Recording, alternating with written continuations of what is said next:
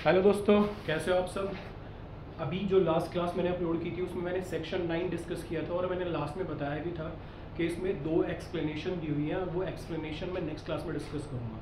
तो उसी में पहली एक्सप्लेनेशन में डिस्कस कर रहा हूँ। अब ये एक्सप्लेनेशन क्यों पढ़नी ज़रूरी है, क्योंकि जब हम सेक्शन 9 पढ़ते हैं तो सेक्शन 9 में हमने देखा होगा कि मैंने आपको बताया था कि सूट ऑफ सिविल नेचर तो हो सकता है, सिविल सूट हो सकता है, सूट ऑफ सिविल नेचर हो सकता है, लेकिन प्योरली रिलीजियस या पॉलिटिकल या सोशल राइट इन्वॉल्व नहीं हो सकता। अगर रिलीजियस राइट्स की बात मैं करूँ तो रिलीजियस राइट में कोर्ट कभी इंटरफेयर नहीं करेगा। ये पॉलिटिकल राइट में या आपके जो सोशल राइट है उसमें कोर्ट कभी भी इंटरफेयर नहीं करेगा। वो सोसाइटल नॉर्म्स हैं जो बने हुए हैं और वो चलते आ रहे हैं। इवन वो सोर्स भी हो सकते हैं सोसाइटल नॉर्म्स, लेकिन कोर्ट कभी भी अनरीजनेबल तरीके से।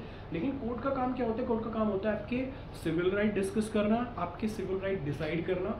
और इसीलिए हमने जब सेक्शन 9 पढ़ा था तो सेक्शन 9 में हमने देखा कि जो सेक्शन 9 है बेसिकली इसमें suit of civil nature word use कर दिया है कि अगर civil right as well as some political और सोशल राइट इन्वॉल्व है, अगर मिक्सचर ऑफ राइट हो जाते हैं तो उस कंडीशन में कोर्ट कैसे एग्जामिन करेगा कि ये सूट ऑफ सिविल नेचर है या ये रिलीजियस राइट से रिलेटेड मैटर है या फिर ये पॉलिटिकल राइट से रिलेटेड मैटर है या फिर सोसाइटल राइट से रिलेटेड मैटर है।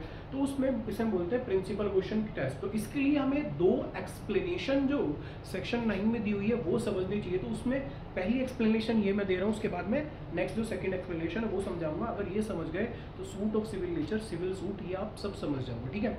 तो बेसिकली एक्सप्लेनेशन क्या बोलती है? A suit in which right to property or to an office is contested. यहाँ तक पहला पार्ट है इसका। अगर हम देखते हैं इसका तो यहाँ तक ये पहला पार्ट है, ये फर्स्ट पार्ट है इस एक्सप्लेनेशन का, जो बोलता है a suit in which right to property or to an office is contested.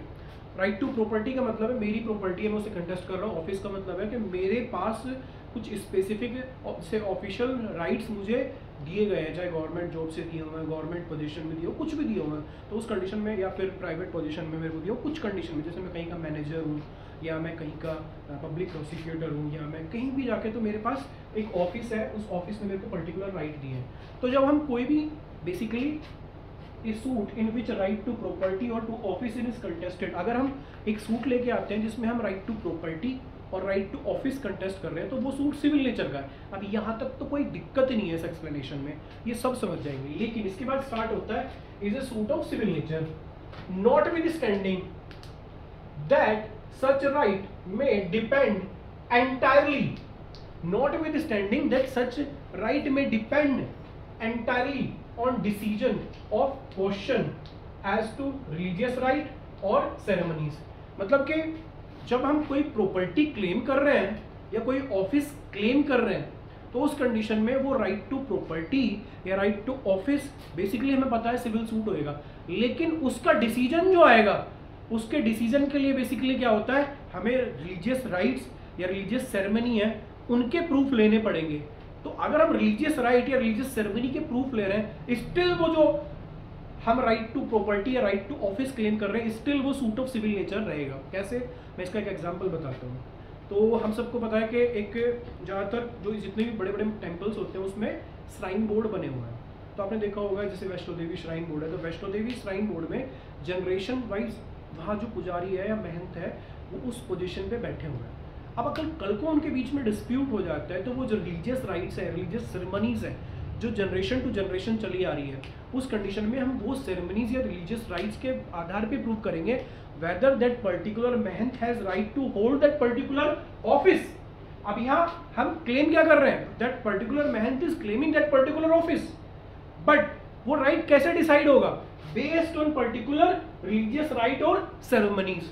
तो एक बात याद रखना, जब हम सेक्शन 9 की बात करते हो तो सेक्शन 9 में बहुत सिंपल सी बात है, every civil court shall have jurisdiction to try every suit of civil nature unless its jurisdiction either expressly or impliedly barred. अब मुद्दा ये आता है sir suit of civil nature होएगा तो क्या होएगा? और अगर सिविल कोर्ट के पास राइट है तो सिविल कोर्ट के पास राइट किस चीज का है? सिविल राइट को डिसाइड करने का। रिलीजियस राइट में कोर्ट कभी इन्वॉल्व नहीं होता।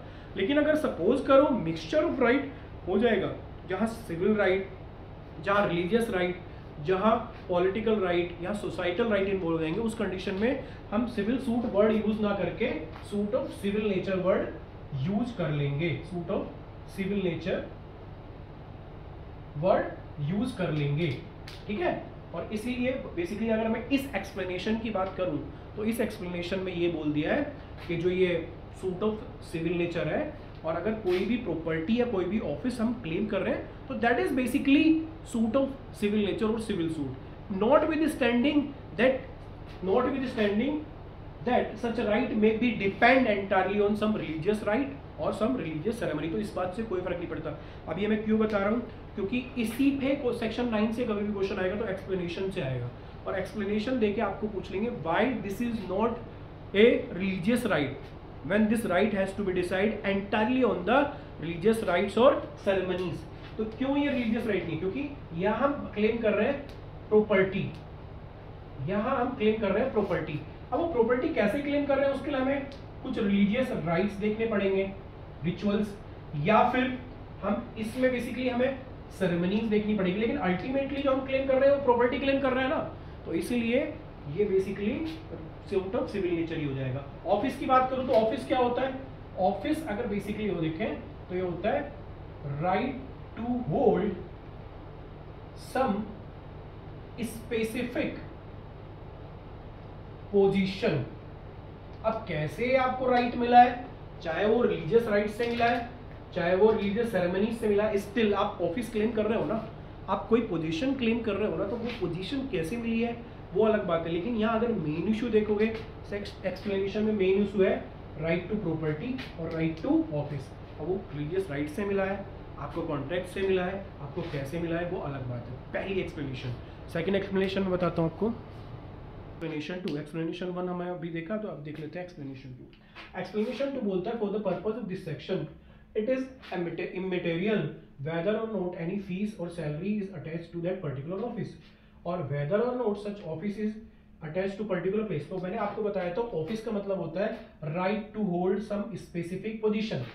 जब स्पेसिफिक पोजीशन, आपके पास कोई डिसीजन लेने का राइट है क्योंकि आप उस पर्टिकुलर ऑफिस को होल्ड कर रहे होते हो। अब आपको कोई सैलरी मिल रही है या कोई फीस मिल रही है, इससे कोई फर्क ही नहीं पड़ता।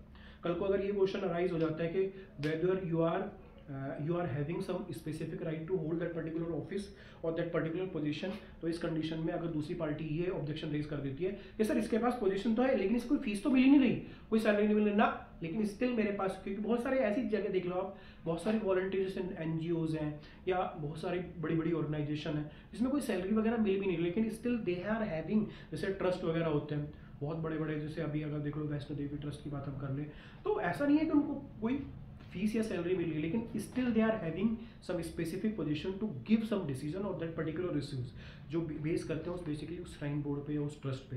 अब उन्हें सैलरी मिल रही है या नहीं मिल रही है, अब कल को डिस्प्यूट क्लेम हो जाता है कि इस पर्टिकुलर ऑफिस को ए बिलोंग करता है या बी बिलोंग करता है, तो यहाँ सिर्फ एक ही चीज हमें प्रूव करनी है, whether they are having some specific right to hold that particular position or not. अब क्या वो पोजीशन बेस करती है उस पर सैलरी मिल रही है या फीस मिल रही है, इससे फर्क नहीं पड़ता, क्योंकि हमें तो बेसिकली अपनी पोजीशन प्रूव करनी है ना, इसी को प्रूव।